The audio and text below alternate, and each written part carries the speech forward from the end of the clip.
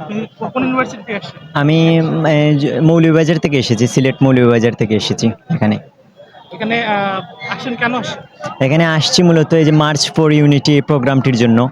মূলত এটা প্রথমে ছিল মুজিববাদী ৭২ সংবিধান বিনাশের প্রোগ্রাম। তারপর গত রাতে আপনারা জানেন সেটা বাতিল করা হয় বৃহৎ কোনো স্বার্থে।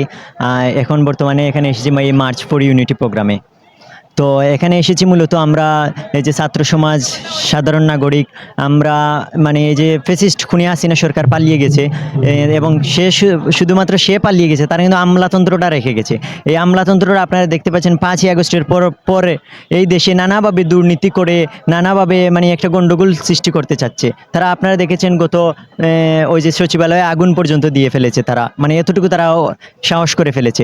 তো এই আমলাতন্ত্রের বিনাশ ঘটাতেই এবং আমরা এমন একটা বাংলাদেশ গড়তে চাই।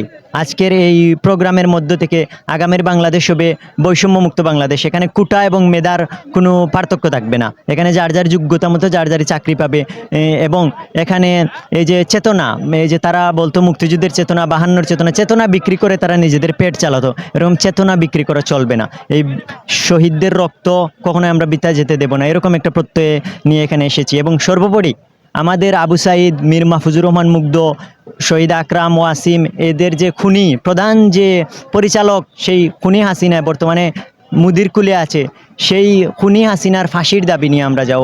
যেদিন আমরা ছাত্র সমাজ সেদিনই শান্ত হব যেদিন হাসিনাকে আমাদের দেশে এনে ঝুলিয়ে ফাঁসিতে হত্যা করতে পারছি, সেদিনে আমরা শান্ত হব। এর আগে আমরা কিন্তু ক্ষান্ত হচ্ছি না।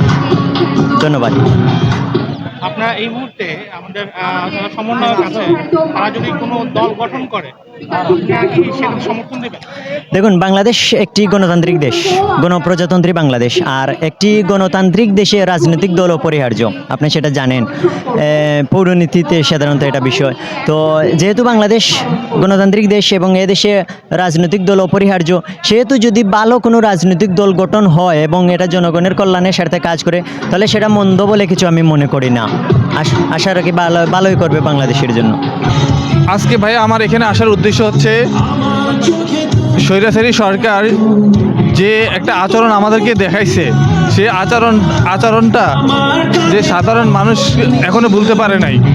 এখন আমরা চাচ্ছি আমাদের কিছু দাবি আছে, এই দাবিগুলো আমরা জানাবো এবং আমাদের সমন্বয়ক যারা আছে তারা আমাদের এই দাবিগুলো উপস্থাপন করবে।